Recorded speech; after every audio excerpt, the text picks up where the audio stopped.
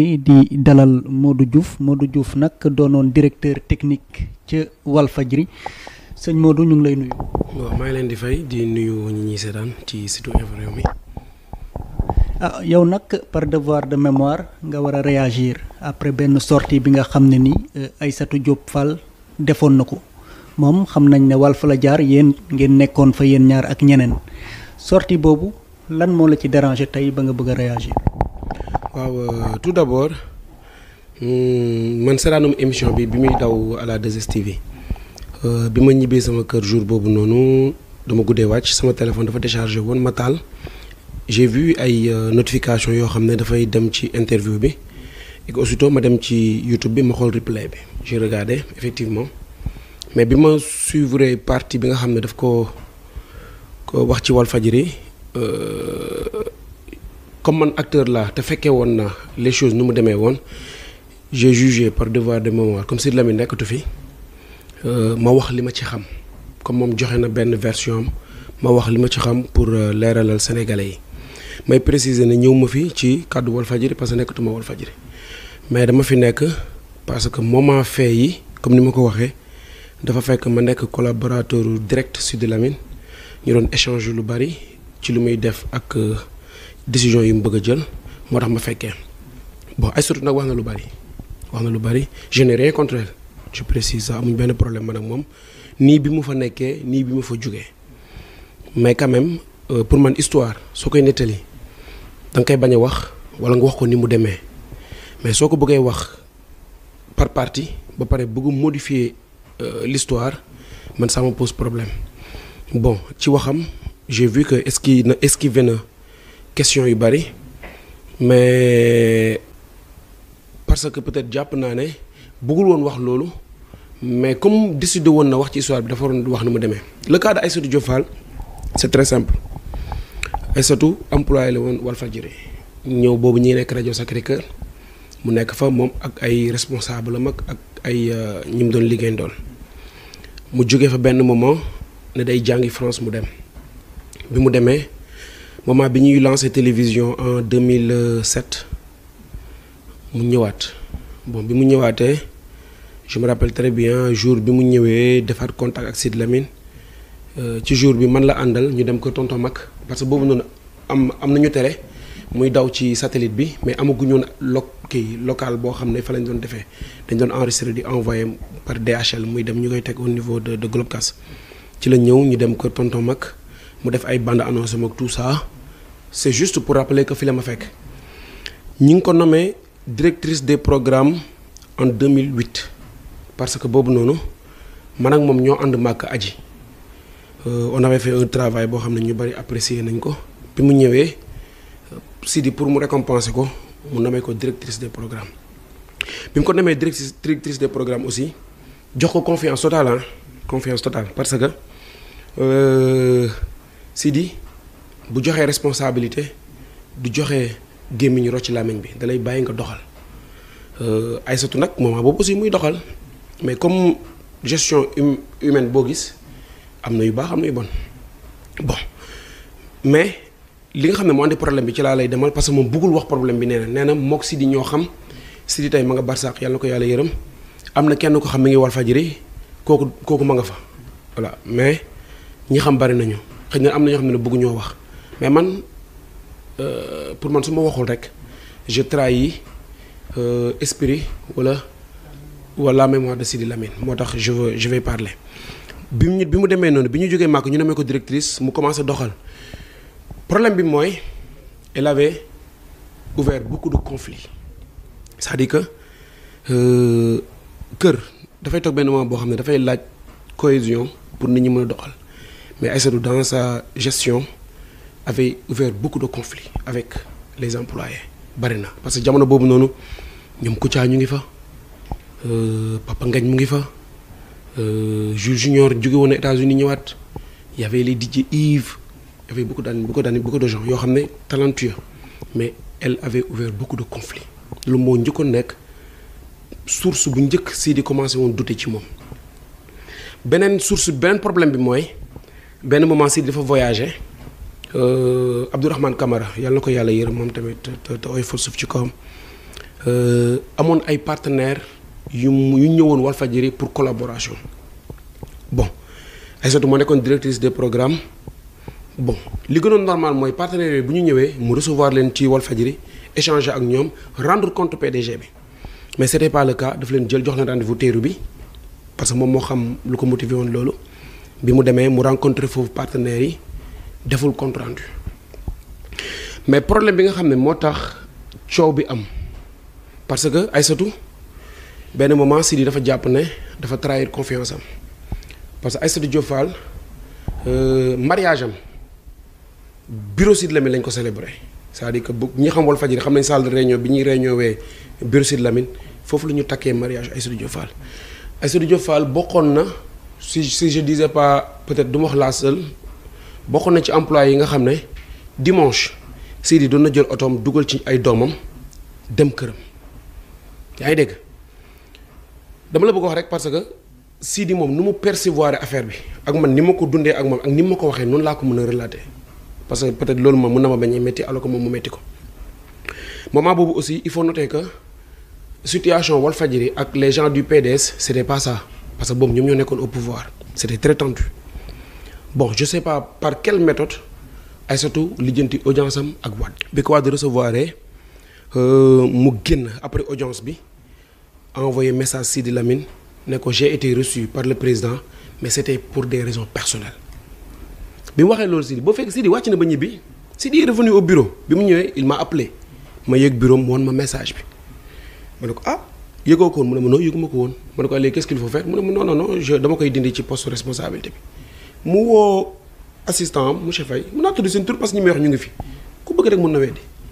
mu woo monsieur Faye bi mu ñëwee mu rédiger note de service buy wane ne Aïssatou n'est plus la directrice des programmes de Walfadjri ñu multiplier ko taf ko ci niveau bu nekk boobu noonu la Aïssatou gëj a ñëw Walfadjri heure travail heure liggéey day bàyyi ba nit ñi wàcc 20h 21h 22h mu ñëw bu ñëwee dugg bureau am régler li muy régler dem yoonam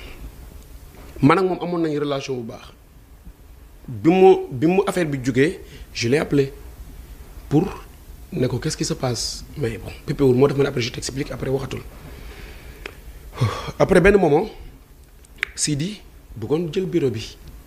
mu bëggee jël bureau bi j'étais là avec l'huissier ak ñenn ñu fa nekk bureau bi man maa ko tijji man maa jël tournevis défoncer serrure bi pour bureau bi tijjee ko ñu jël ay photos constaté huissier bi constaté ñu jël bagage am yëpp mettre sur des cartons teg moom mu ñëw gis ne bureau bi tijji nañ ko te bu doon ñëw guddi lee ñëw fekk ñëpp wàcc nañu mais comme employé la kenn du ko dindi xam nga dindi la ci responsabilité ne veut pas dire que tu n'es plus employé moom mu ñëw gis ne bureau bi tijji nañ ko bi mu waxee loolu Sidi boo fekk Sidi wàcc na ba ñibbi Sidi est revenu au bureau bi mu ñëwee il m'a appelé ma yëg bureau mu woon ma message bi ma ne ko ah yëgoo ko woon mu ne ma non yëguma ko woon ma ne ko léegi qu'est-ce qu'il faut faire mu ne ma non dama koy dindi ci poste responsabilité bi mu woo assistant am monsieur Faye mun naa tudd seen tur parce que ñi may wax ñu ngi fi ku bëgg rek mën na weddi mu woo monsieur Faye bi mu ñëwee mu rédiger note de service buy wane ne Aïssatou n'est plus la directrice des programmes de Walfadjri ñu multiplier ko taf ko ci niveau bu nekk boobu noonu la Aïssatou gëj a ñëw Walfadjri heure travail heure liggéey day bàyyi ba nit ñi wàcc 20h 21h 22h mu ñëw bu ñëwee dugg bureau am régler li muy régler dem yoonam man ak moom amoon nañu relation bu baax bi mu affaire bi jógee je l'ai appelé pour ne ko qu'est-ce qui se passe mais bon pépéwul moo def ma ne après je t'explique après waxatul après benn moment Sidi bëggoon jël bureau bi mu bëggee jël bureau bi j'étais là avec l'huissier ak ñenn ñu fa nekk bureau bi man maa ko tijji man maa jël tournevis défoncer serrure bi pour bureau bi tijjee ko ñu jël ay photos constaté huissier bi constaté ñu jël bagage am yëpp mettre sur des cartons teg moom mu ñëw gis ne bureau bi tijji nañ ko te bu doon ñëw guddi lee ñëw fekk ñëpp wàcc nañu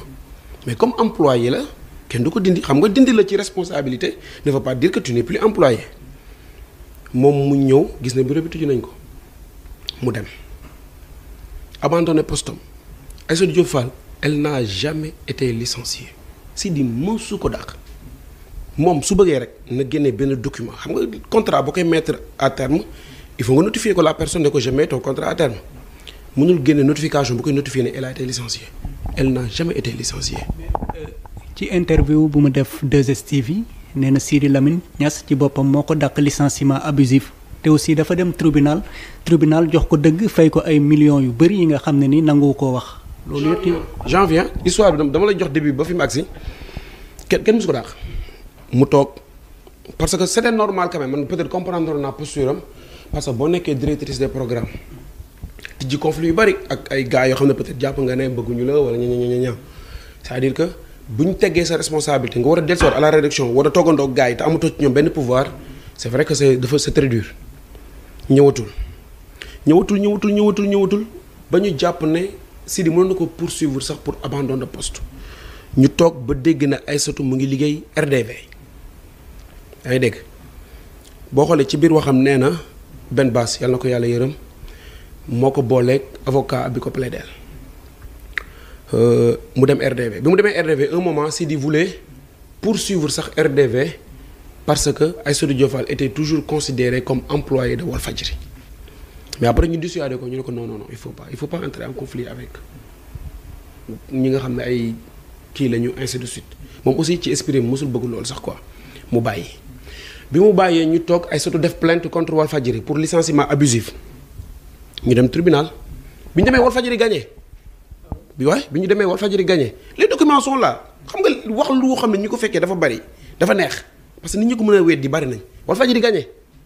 moom mu def appel bu mu defee appel moom mu gagné bon du ma commenter décision de justice parce que am naa man ni ma gisee procès boobu noonu du ma ko commenter comme justice am na décision am ñu respecté décision bi benn moment Sidi waxoon moom ci boppam sax Aïssatou boo xoolee nee na Sidi mënoon na def appel mais mu joué gentleman bàyyi effectivement Sidi mënoon defaat appel pour xoolaat parce que dafa njëkk a gagné ñu def appel ñu gagné ko Sidi war ko fay plus de 12 millions mais moins de 13 millions c'est-à-dire que 12 millions et quelques xam nga loolu dëgg la moom mënoon na wax montant bi rek. donc 12 millions lañ ko fay et quelques. teg na mais matul 13 millions 12 millions yi teg na mais matul te parce que xam nga ne bu ñu joxee décision judiciaire xaw ma am na ay pénalités ay affaires yooyu fay nangam c'était plus de 12 millions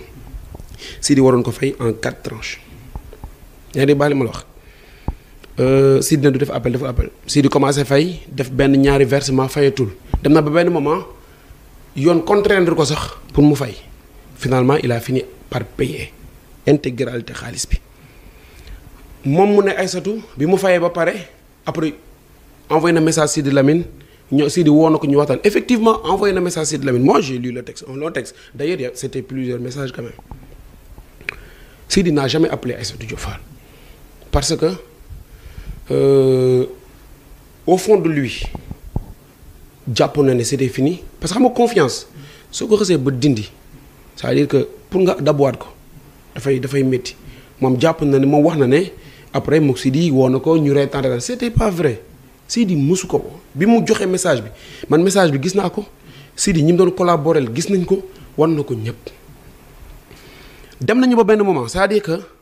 xam nga Aïssatou étant directrice des programmes dañ doon jënd ay cassette DVCAM xam naa gars yi peut-être gars yi caméraman dinañ ko xam c'était des cassettes yu mag nii yu doon def 120 minutes mais ça coûtait cher ça coûtait benn cassette bi nekk 20 000 dañ ko doon commandé en Italie bi mu ñëwee cassette yi pour gestion bi Aïssatou da ko doon jël yóbbu ko këram c'était pour te dire que ne y a eu jamais de paix comme ni nga ko waxee noonu après y avait pas de guerre tirée parce que Sidi jàpp na ne mën a xew yëpp du ko attaqué ci yenn yi ñu toog benn moment comme cassette yi moom moo ko doon gérer moom jóge na fa dem na procès bi jàll na ba procès bi jeex na elle a eu des problèmes avec son mari divorce je sais pas dem na France benn ñu toog un jour benn gars yi andi cassette yi di ñu ko jaay c'était beaucoup de cassettes bu nekk 20 000 cassette yi bi mu ñëwee je dis mais attendez cassette yi ñun ñoo ko moom et puis je dis mais waa ji xam naa ko sax parce que moi je connaissais son mari et pas bon loolu andiwuma fi vie privée andiwuma fi parce que jëkkëram bi mu njëkk a sëyal man maa ko présenté c'est-à-dire que kon xam naa ko bu baax mais bëgguma dugg ci boobu parce que dafay mel ni ay te vraiment bëgguma ko attaquer dem ci vie privée waa ji andiwaat cassette yi di ñu ko jaay bi mu andi cassette yi di ñu ko jaay ma remarqué ne cassette yi ñun ñoo ko moom j'ai dit à Sidi que cassette yi ñuy jaay ñun ñoo ko moom et que Aïssatou moo ko doon jël yóbbu ko këram tu sais Sidi ce qu'il a fait dafa jël waa ji embarqué ko ci otoom yóbbu ko police yu jëppal ñu tëj waa ji xam la moo nekkoon idée bi ñi nekk Walfadjri ñu ngi may dégg moi j'étais au cœur des affaires c'est-à-dire que c'était pour remonter l'information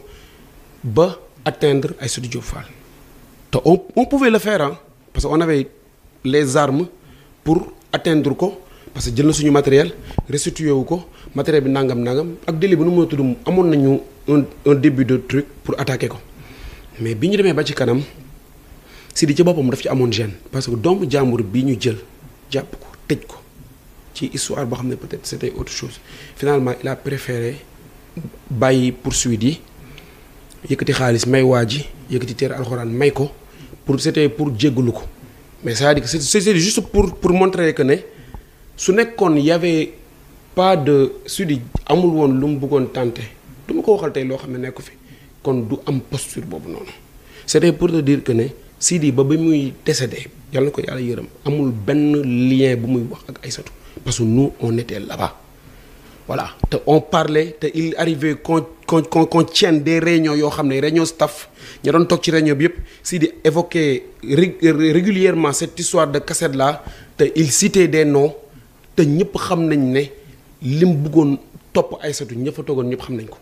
c'est-à-dire que nekkul woon lu bees nekkul un secret pour ñëpp xam nañ ko léegi nag loolu mooy histoire bi mooy Aïssatou nommé nañ ko directrice des programmes mu dem ba benn moment di def ay affaires personnelles ci biir Walfadjri Sidi était au courant Wade recevoir na ko informé wul hiérarchie dem na fa en tant que Aïssatou Diop Fall d'accord mën na wax loolu mais mënuloo nekk directrice des programmes Walfadjri ñu nekk ci benn ambiance bu métti ak waa PDS ñu nekkoon ci état bi ngay dem Wade di recevoir la mu wax ak Wade ñun Sidi yëg na ko wax nañ ko parce que fii tu sais le monde est très petit. non vraiment dama lay ñaan la mu wax ak Wade Sidi yëg na ko te ça lui a fait très mal ça lui a fait très mal voilà comme conversation bu mu seq président la ci 4 murs dama koy bàyyi mu nekk noonu mais c'est-à-dire que la mu wax ak loolu Sidi yëg na ko parce que Sidi aussi avait des amis au niveau de l'État ba loolu yëpp bu ñu taxee si la ko Sidi di mais fi mu ba toll ni Aïssatou kenn mosu ko licencié bu taxawee ni Sidi daf ko dàq fay ko xaalis bu bari xaalis boo xam ne mosuñ ko fay journaliste diggante employeur le montant c'était 12 millions Sidi mosu ko dàq et que